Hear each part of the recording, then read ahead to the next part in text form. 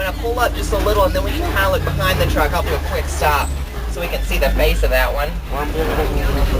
And that one is fully grown and probably weighs about 3,000 pounds. Now, the black rhino has a hide that is 1 inch thick. It can also charge at about 35 miles an hour. They're extremely powerful animals. However, to the island, and I'm hoping that we'll be able to get a good view of them. Now, those white birds on the island, they are pelicans. They're pink-backed pelicans. They get their name from the pink color that shows up during mating season. There's several hippos down.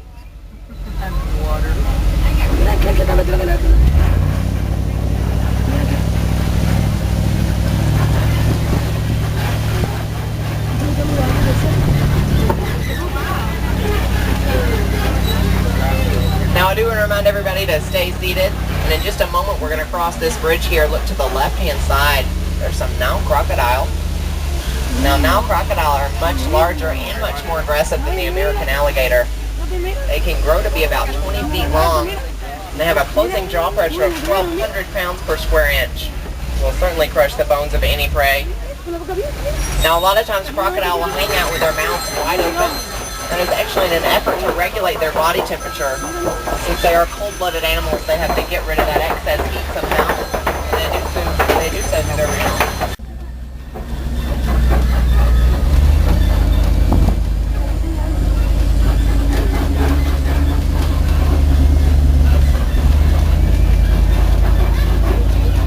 Now coming up on the left-hand side, there is a sable antelope. It's going to be the brown animal with the horns that curve backwards. And the sable antelope is the official emblem here at the Harambe Wildlife Reserve.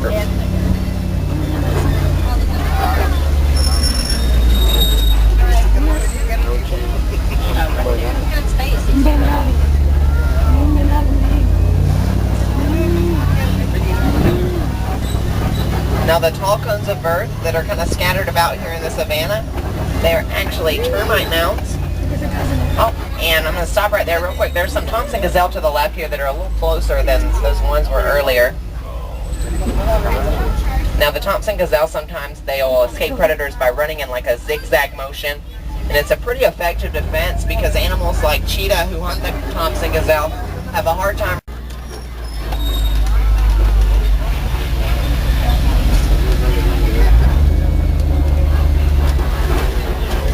And some more of those Thompson gazelle as well.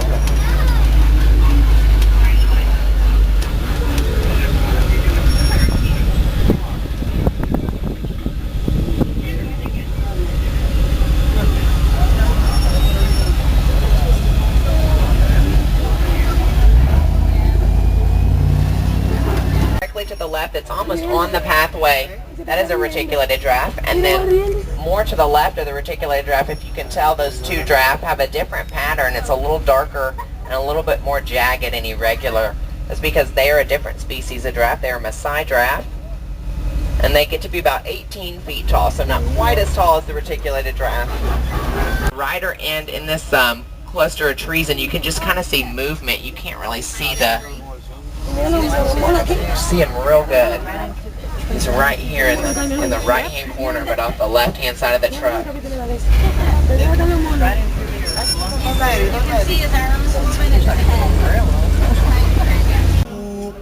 But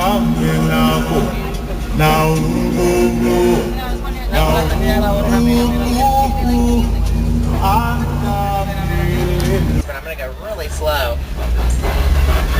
Now here at the Harambe Wildlife Reserve, scientists are studying elephant vocal communication in an effort to better understand how elephants interact and what they need to survive.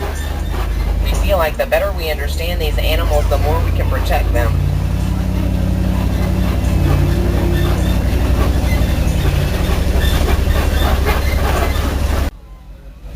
And baby elephants do learn by copying adult behavior.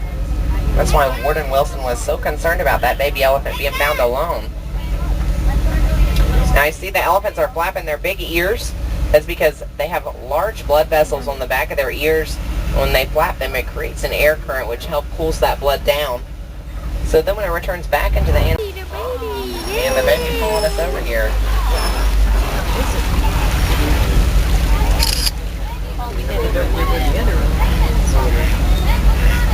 Now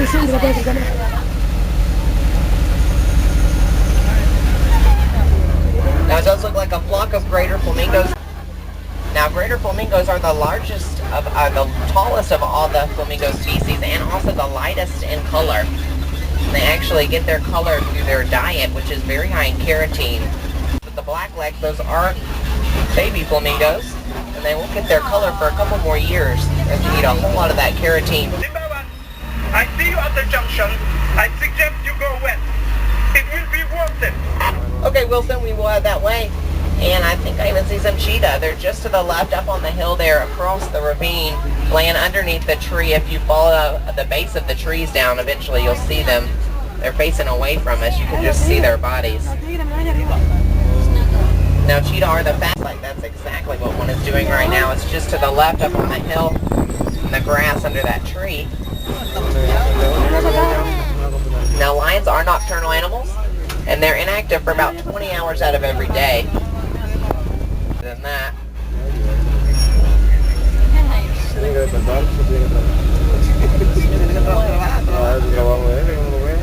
Now, contrary to popular belief, the females of the pride are the ones that...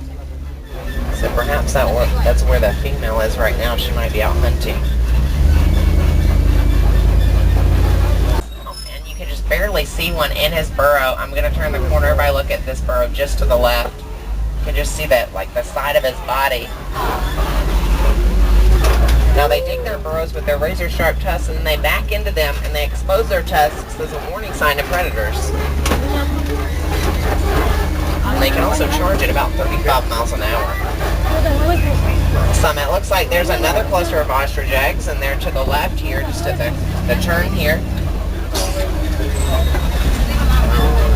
And there are some ostrich we're going to pass by. They're going to be on the right side. There are poachers in the area. Can you help us cut them off? Definitely, Wilson. We are on the way. Oh, everybody, there's some poachers in our reserve, which I'm going to cut this 2-week safari a little bit short and drop y'all off at the nearest ordnance post. And from there, it will just be a short walk back to the Harambe village. Look at the way he sits.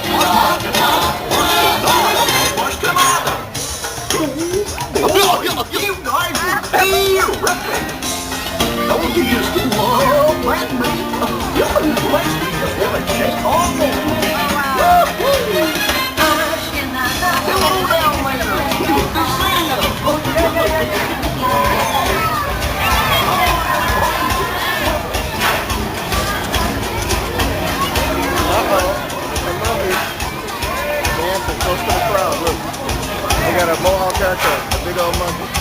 He coming. He's from Jungle Book. He coming. Dancing in the crowd. Big mohawk haircut.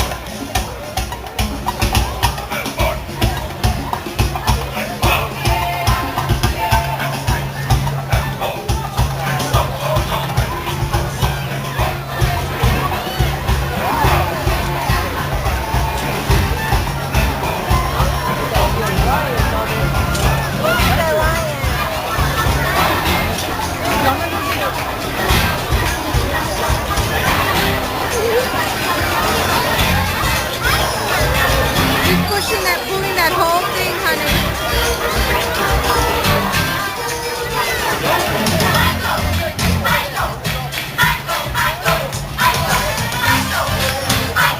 See, look, look.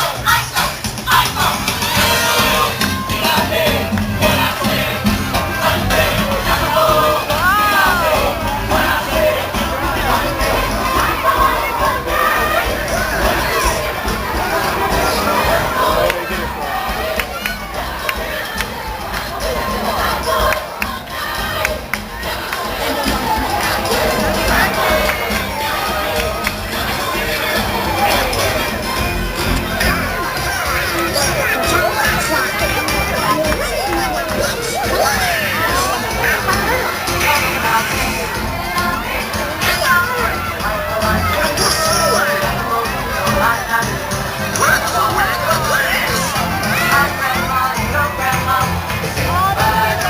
Look it down. Put your hands up.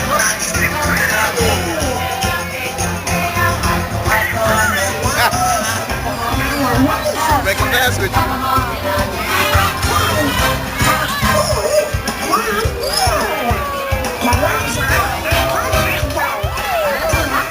Smack them right in the face with the tongue.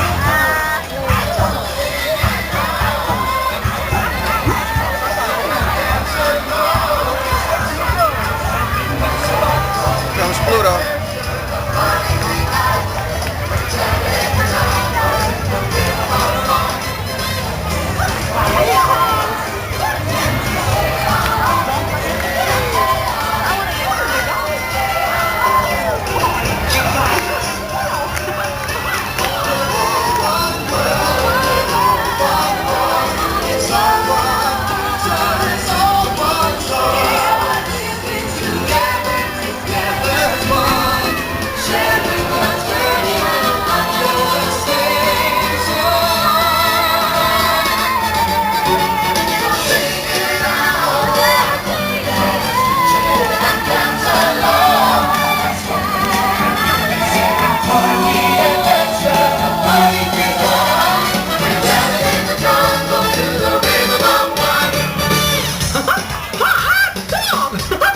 Gosh! Hey everybody! Thanks for joining us on our jungle expedition! Wouldn't have been a part without you, you know! Now remember, life's an adventure with new horizons every day! And that, my friend, is a reason to celebrate! So come on!